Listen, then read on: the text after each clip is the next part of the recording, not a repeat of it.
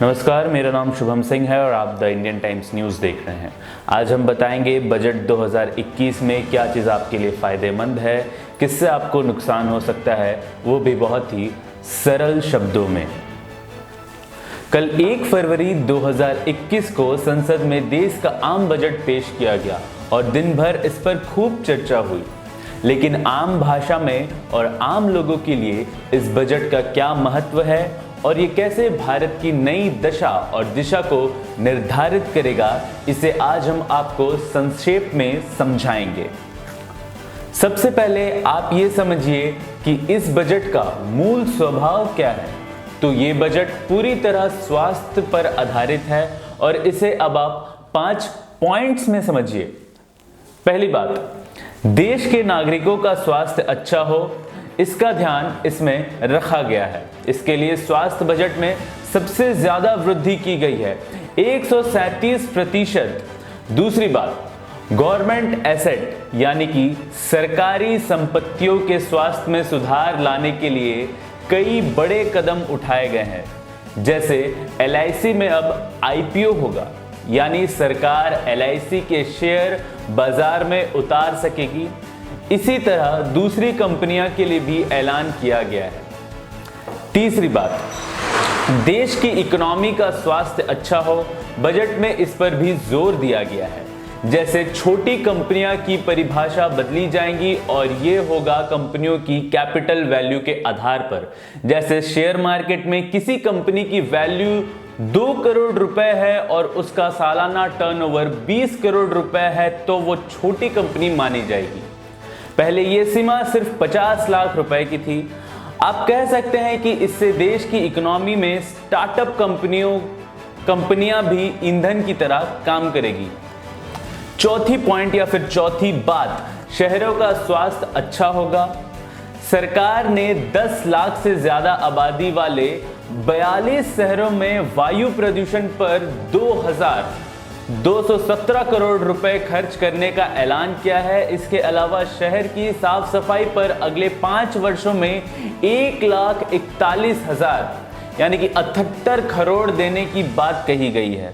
भारत में शहर में रहने वाले लोगों की आबादी लगभग 47 करोड़ है, यानी सरकार के इस ऐलान के इन लोगों को सबसे ज्यादा फायदा होगा। और आखिरी पॉइंट, दुनिया के साथ भारत में रिश्तों का स्वास्थ्य अच्छा रहे, इसका भी इस बजट में ध्यान रखा गया है। इसके लिए भूटान, नेपाल, अफगानिस्तान, ईरान, बांग्लादेश और श्रीलंका समेत 10 देशों को लगभग 6,000 करोड़ रुपए की मदद भारत सरकार देगी। सरल शब्द में कहे तो ये वो 5 चीज है जिनके लिए आम बजट किसी दवाई की तरह काम करेगा और सबसे अहम, स्वस्थ होने के लिए कड़वी गोलियां तो खानी ही पड़ती है। साथ ही अनुशासन भी देखना पड़ता है, लेकिन हमारे देश के लोगों में अनुशासन की मात्रा बहुत कम है। लोग इंस्टेंट बदलाव में विश्वास रखते हैं और ऐसा नहीं होने पर अपना धैर्य खो बैठते हैं। लेकिन हम कहना चाहते हैं कि जैसे एक बीमार शरीर स्वस्थ होने के लिए समय लेता है, ठीक वैसे ही किसी भी देश को स्वस्थ होने के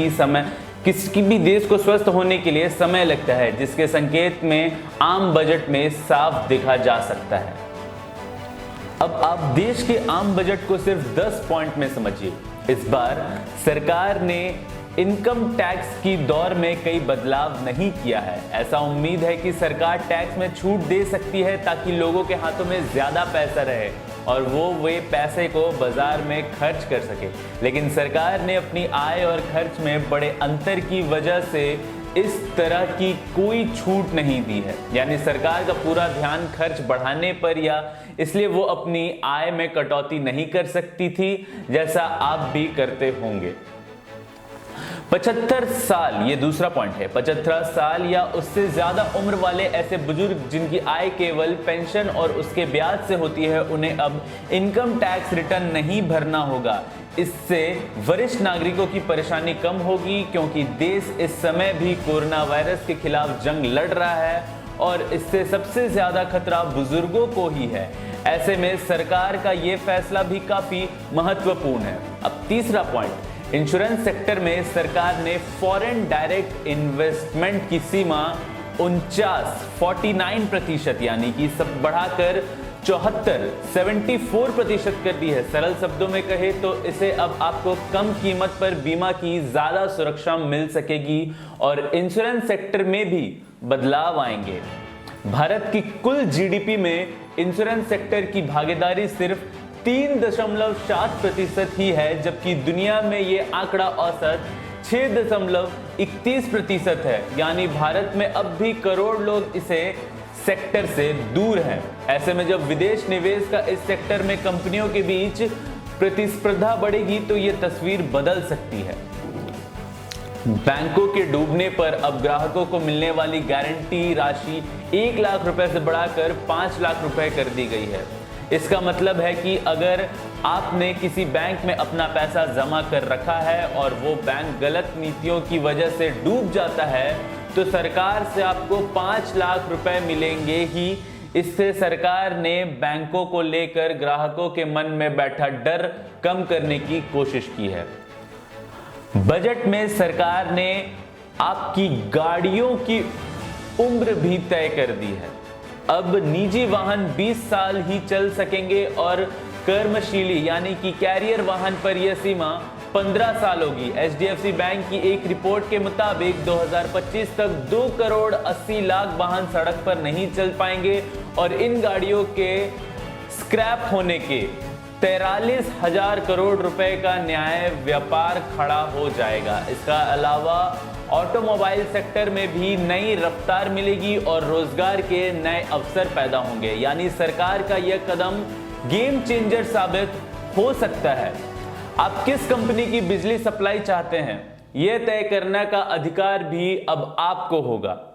अभी इस तरह की कोई व्यवस्था नहीं है, जिसकी वजह से लोगों में बिजली कंपनियों के खिलाफ नाराजगी देखी जाती है और यह कंपनियां मनमानी भी करती है। लेकिन अब सरकार के इस ऐलान से बिजली उपभोक्ताओं को काफी फायदा होगा। स्टार्टअप के लिए टैक्स में छूट 1 साल के लिए बढ़ गई है। ये कितना महत्वपूर्ण है इसे आप इस बात से समझ सकते हैं कि पिछले वर्ष लॉकडाउन और कोरोना वायरस की वजह से स्मार्ट ऐप्स की बहुत नुकसान हुआ है, जिसे देखते हुए सरकार ने इस छूट का ऐलान किया है। सरकार को उम्मीद है कि इससे स्टार्टअप को बढ़ावा मिलेगा। 10 लाख से कम आबादी वाले छोटे शहरों में सस्ती मेट्रो सेवा शुरू होगी और आप कह सकते हैं कि यह मेट्रो सेवा इन शहरों की विकास की नई संभावना को तलाशेगी और साथ ही इससे परिवहन की सुविधाएं भी अच्छी होंगी। इनकम टैक्स चोरी के किसी भी मामले में अब 3 साल तक की कार्रवाई हो सकती है। पहले यह समय सीमा 6 साल थी। इससे कोर्ट पर पेंडिंग मामलों का दबाव कम होगा और आय की विभाग के सामने तय समय में आरोपियों के खिलाफ कार्रवाई करने की चुनौती होगी। सबसे आखिर बात ये कि देश में एनजीओ के सहयोग से 100 नए सैनिक स्कूल खोले जाएंगे। इसका बड़ा मकसद है कि पब्लिक स्कूल की शिक्षा को आम आदमी की पहुंच में लाना। यानी बजट की इस घोषणा का भी देश में लोगों का आने वाले समय में काफी फायदा होगा। टैक्स स्लैब नहीं बदला, लेकिन फिर भी कैसे बढ़ जाएगा आपका खर्च। अब आप ये समझिए कि इनकम टैक्स स्लैब में कोई बदलाव नहीं होने के बावजूद आपका खर्च कैसे बढ़ सकता है। इसके लिए सबसे पहले आपको डायरेक्ट और इनडायरेक्ट टैक्स में अंतर समझना होगा। डायरेक्ट टैक्स का मतलब इनकम और कॉरपोरेट कंपनियों में मिलने वाले टैक्स से है और इनडायरेक्ट टैक्स का मतलब जीएसटी से या ऐसे टैक्स से है जो देश का अमीर भी देता है और देश का गरीब भी देता है। सरकार ने इनकम टैक्स स्लैब में तो कोई बदलाव नहीं किया है, लेकिन इनडायरेक्ट टैक्स में कुछ बदलाव हुए हैं जिनका सीधा असर आपकी जेब पर पड़ेगा। सरकार ने कई वस्तुओं पर agriculture infrastructure and development cess लगाने की बात कही है। ये एक नए तरह का शेष है जो इससे पहले नहीं था। जैसा सोना और चांदी पर 2.5%, शराब पर 100%, काबुली चना पर 30% और मसूर की दाल पर 20% सेस लगाया जाएगा, जिसका सीधा असर आपकी जेब पर पड़ेगा और ये सारी चीजें महंगी हो जाएंगी। हालांकि यहां समझाने वाली बात यह है कि इससे जो भी राशि सरकार को मिलेगी वह देश के किसानों पर खर्च की जाएगी।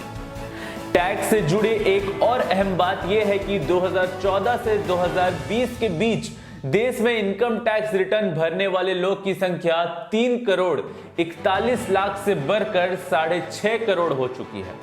अब आपको बताते हैं कि बजट में समाज के अलग अलग वर्गों को क्या मिला और क्या नहीं मिला।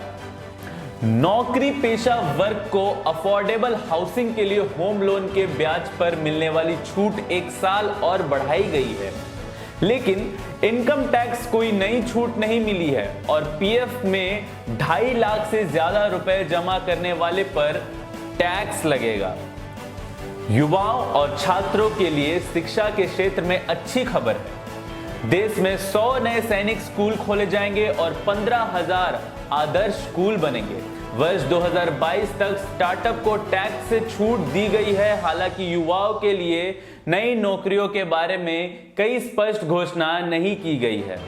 अब देश में 1 करोड़ महिलाओं को उज्ज्वला योजना के जरिए रसोई में गैस का कनेक्शन मुफ्त में मिलेगा।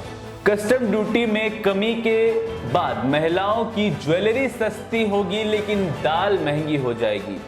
कस्टम ड्यूटी में कमी भी वजह से किसानों के लिए कृषि उपकरण सस्ते होंगे। उन्हें खेती के लिए 16 लाख करोड़ तक का कर्ज मिलेगा। ये पहले से 10% ज्यादा है। हालांकि किसानों को प्रधानमंत्री किसान सम्मान निधि योजना के तहत मिलने वाले पैसे नहीं बढ़ाए गए हैं। अभी किसान को हर वर्ष 3 किस्तों में 6,000 रुपए मिलते हैं और 75 साल से ज्यादा उम्र के पेंशन के आईटी रिटर्न भरने की जरूरत नहीं है। हालांकि बुजुर्गों को सिर्फ पेंशन पर यह छूट मिलेगी, बाकी हर तरह की कमाई पर उन्हें टैक्स देना होगा। तो ये थी देश की बजट 2021, जिसे हमने आपको सरल भाषा में समझाया। आशा करते हैं कि बजट 2021 आपको पूरी तरीके से समझ में आ गया है। द इंडियन टाइम्स न्यूज से और भी खबरें पाने के लिए और भारत की सारी खबरों को सटीकी और बारीकी से देखने के लिए हमारे चैनल को लाइक, सब्सक्राइब और शेयर जरूर कर दें। तब तक के लिए धन्यवाद। कल फिर मिलेंगे।